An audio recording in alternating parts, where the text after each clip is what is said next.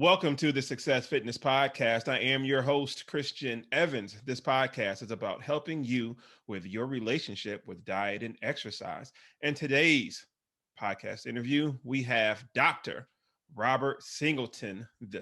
And I'm going to read off a few of one of his many credentials that he has. He is an anesthesiologist at Unity Point Health Hospital in Peoria, Illinois, since 2016. He's a clinical adjunct instructor from 2016 to present, certification and license, American Board of Anesthesiology from 2021 to present, and also Illinois State Medical License. He has a slew of scholarly activity and presentations, education, and training, also a father, a husband, and I'm just going to let you introduce a little bit more of yourself. So everybody, please welcome Dr. Robert Singleton. Wonderful, wonderful. Thank you for that introduction, Christian. And I'm so happy that you invited me on. I actually have known about you for a little while. A couple years ago, I started working with a personal trainer, and I would go to work, and I had a coworker tell me, "Hey, I saw your workouts," and I'm like, "How did you see them?" I hadn't posted them on my Facebook, which was the only platform I was using at the time. And so I found out that they were on Instagram.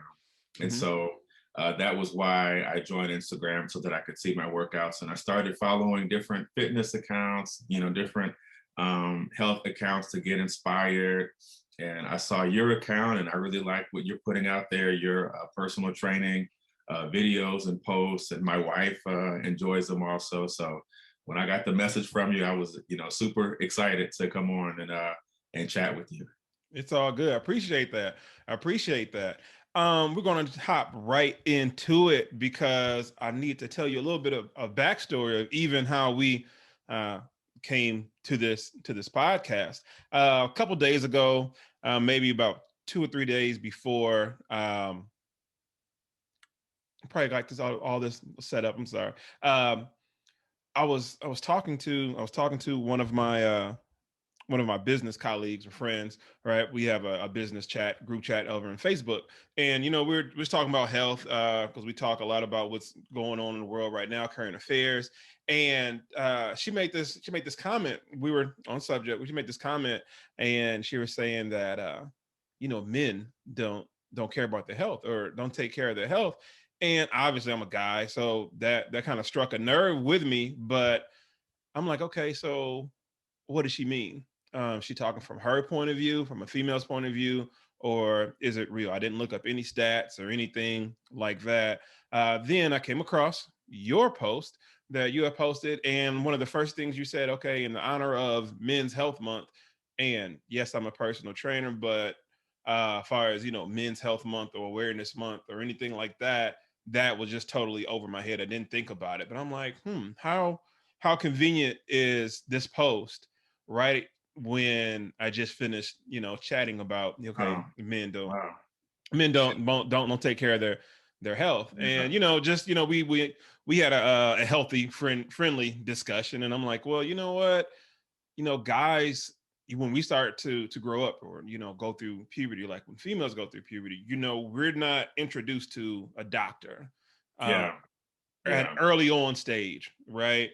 That's true. Like females are, right? Hmm. Their parents, their mother or their aunt, whoever they're with, Hmm. they will take them to the doctor to get checked up and everything like that. But Hmm. guys, anything happen to us, it's like, okay, just put a band-aid on it or Yeah. whatever the case may be. And so by the time we do go I to a doctor, it's like yeah. the last resort, and Yeah. it kind of builds distrust. It's like, okay, I don't think this doctor is right because he told me, I gotta, stop eating so much fat or sugar or whatever like that. I'm gonna do what I want. I'm strong as an ox or whatever the Yeah. case may be. But that's not necessarily the case all the time. So what is your take on the statement of, men don't take care of their health or don't care about their health? Just dive in a little bit more with that question. Yeah. And I mean, of course, it's not all men, but your friend, your business partner is right.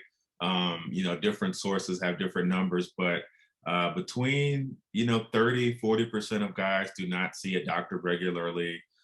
We are less likely to seek medical attention for whenever something goes wrong. Like you said, we just kind of try to wait it out, or we think that we can fix it on our own. But on, guys, overall, we just don't take care of our health. And I never really thought about what you said as far as women, being exposed to doctors from an early age whenever they're going through puberty. I never thought about that connection there. So that's really good. Okay, cool. Yeah, it just sparked something in me to be like, you know what? Let me look into that, because how truthful is it? And I'm just taking my own personal journey. I've been to the doctor a few times, but the times that I did go, it was usually in a dire situation. So she's not wrong, in that. But it has to be some type of context to it, overall, right? And Yeah. so, just even with that being said, that's a great, response to that question. But just tell us a little bit more about yourself. Like, what is your official professional title? I know I gave your introduction Yeah. and credentials, but if anything I missed out on, so like, what's your professional titles, and tell us Mhm. how, what was your journey, um, in order to get there, because a doctor or an anesthesiologist, that's like prime in my eyes. Like, I always Yeah. salute accomplishments, and just as a man just going through all that. So, what Yeah. made you want to pursue that and going forward?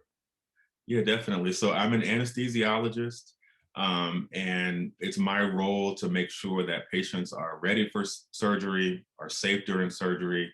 I perform intubations, placing breathing tubes for to maintain ventilation and oxygenation, nerve blocks, epidural, spinals. A lot of women, again, a lot of women get um, those types of anesthesia for vaginal deliveries and hysterectomies.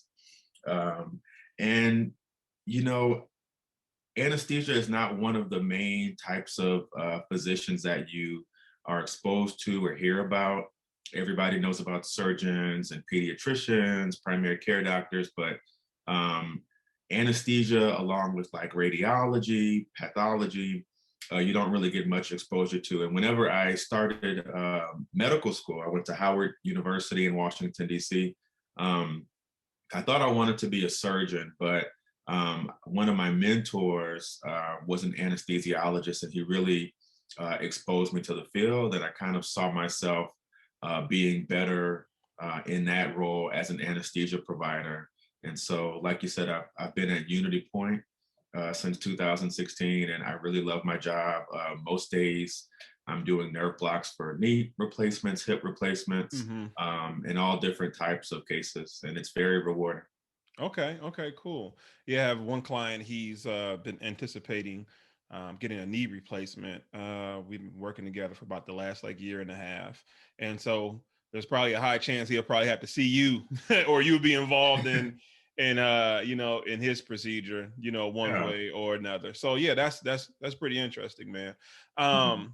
What are three key health areas men should pay attention to, or pay more attention to, in your opinion? Yeah. So, like you mentioned, also, this is Men's Health Month, the month of June. We celebrate it because, Father's Day is coming up next Sunday, if there's any ladies listening.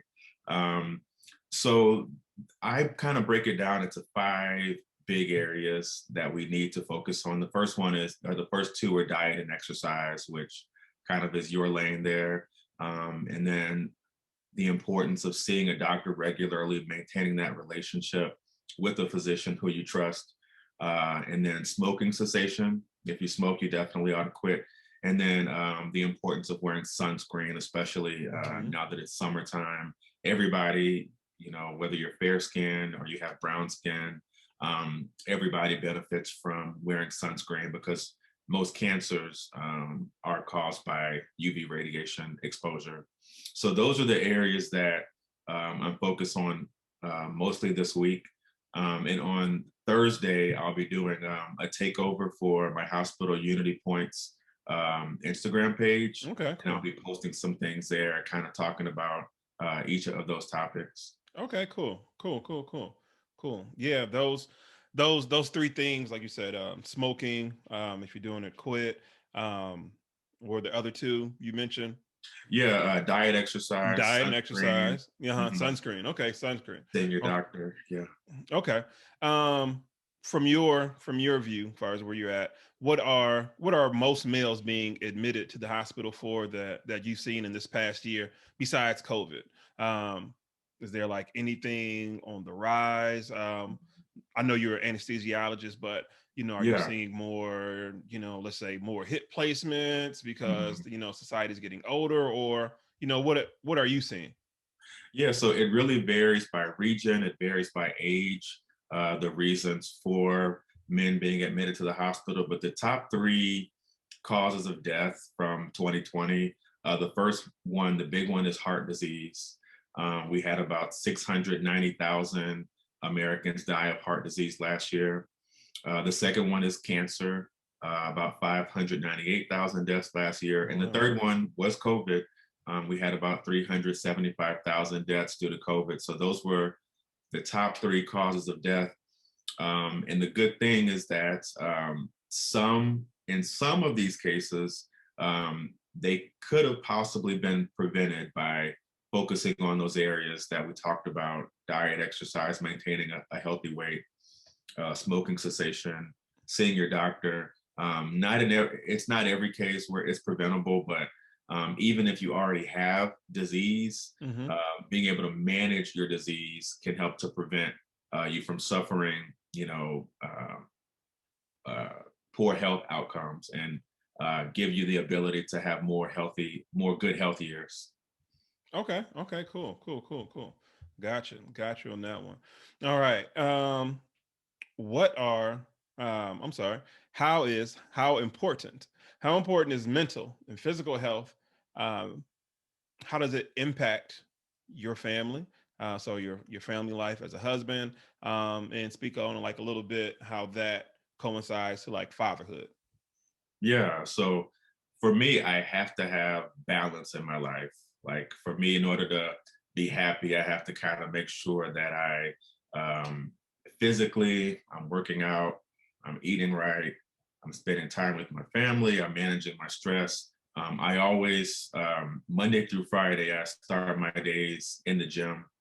And so I do strength training in the morning, and that kind of sets the tone for the rest of my day. It gives me energy for when I go to work, because right after I leave the gym, I get my kids ready for school, drop them off, and head to work. And then also, that sets the tone for making healthier decisions throughout the day.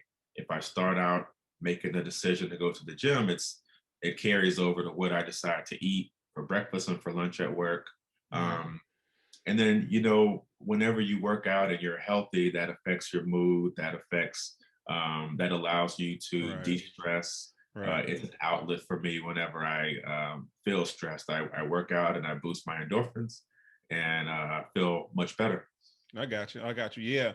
I've had plenty of days where it's like your mood is really determined by like how active you are. And that activity far for me personally is like, when you work out, usually I have like my first client about 7 o'clock in the morning. Mhm. And even for myself, I'm training out of my home gym. It's more, you see the mental side on how you have to be more stronger mentally, even in Mhm. this health and fitness game, because there are still mornings when I don't feel like it at all. Mhm. You know what I mean? I can just come right downstairs, hop on the treadmill, do whatever the case may be. Just come downstairs and just and work out. But I have my mornings where I'm like, I ain't feeling that, and Yeah. then next thing you know, it's like 11 o'clock, and then Yeah.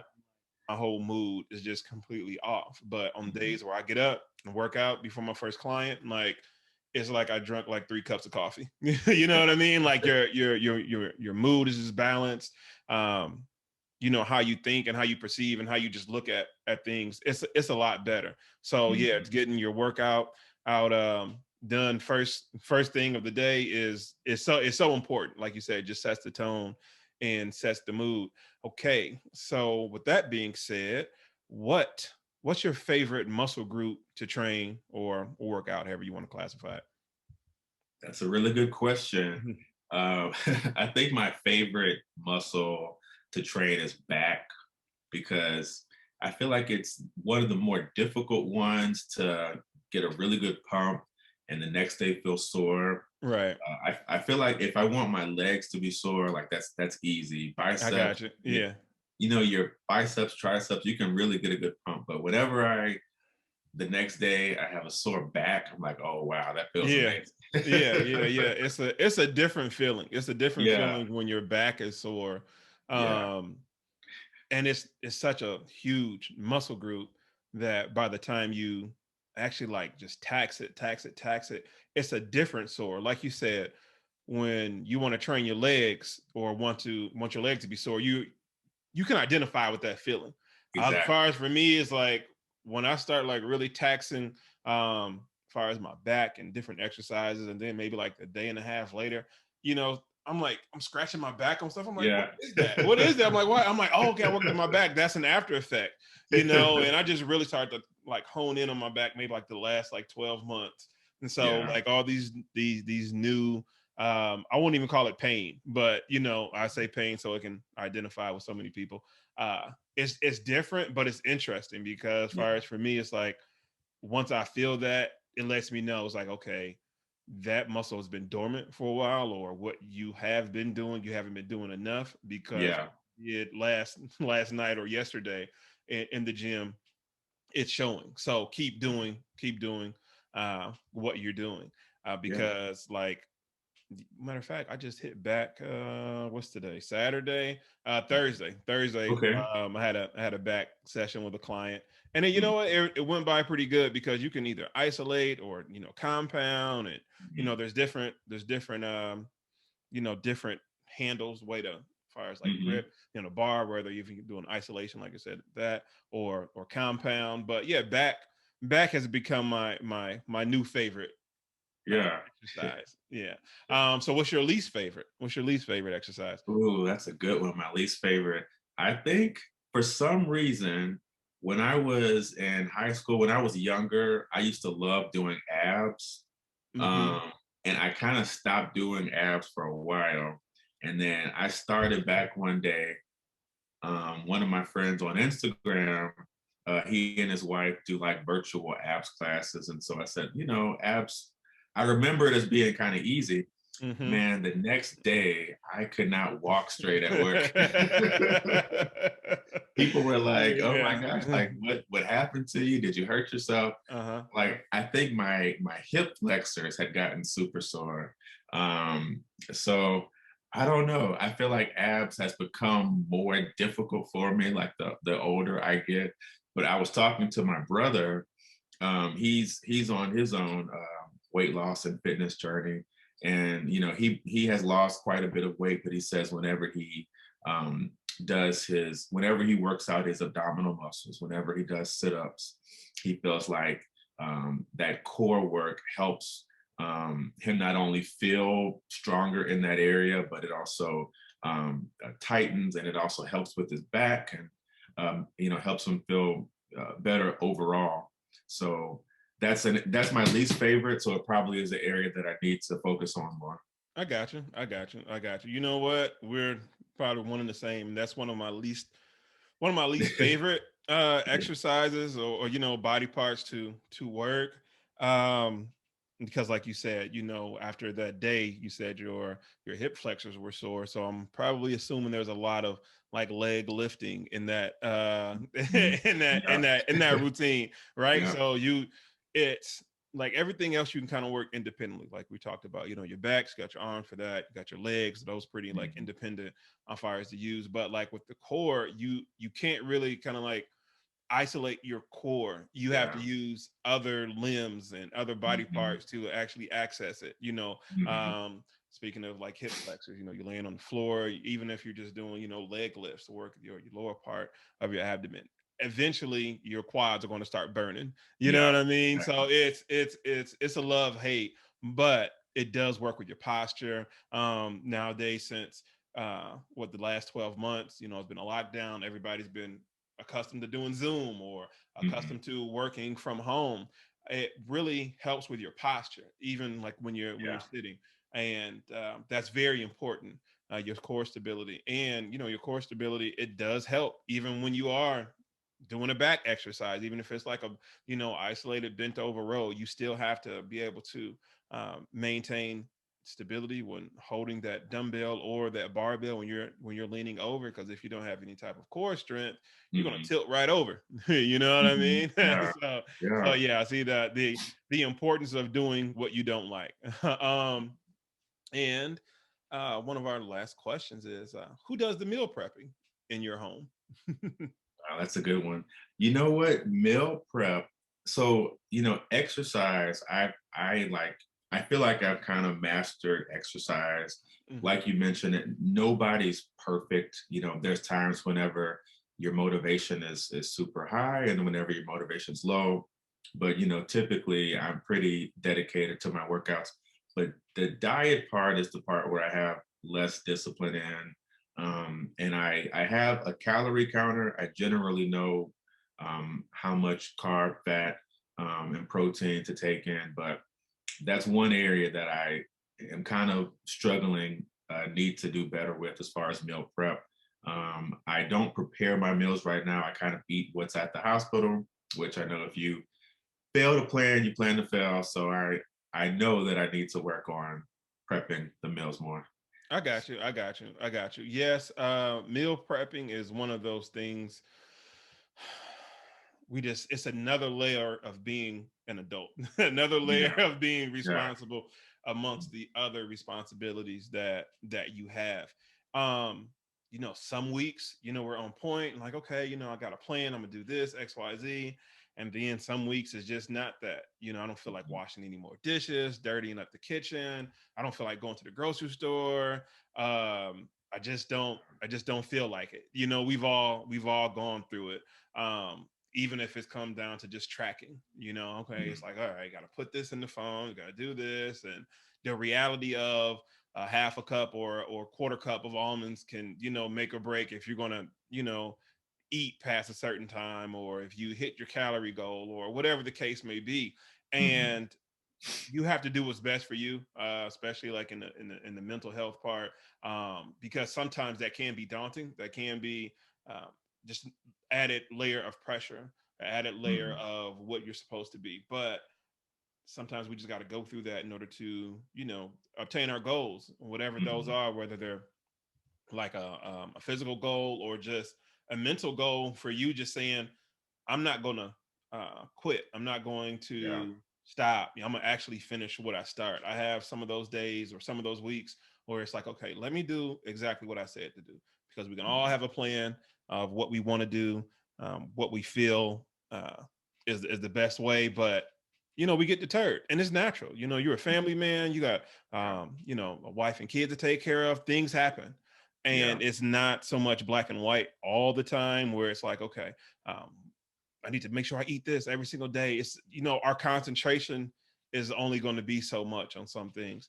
And, that does play a big part into, men's health in regards to actually mental health. It's really I'm becoming more aware of like the mental health aspect of just manhood, as far as, Mhm. gender roles, what you should be doing, what's acceptable as I will call like a Kanye moment, when you just kind of like flip out. You know what I mean? And it's like, we've been taught so much to just suppress that.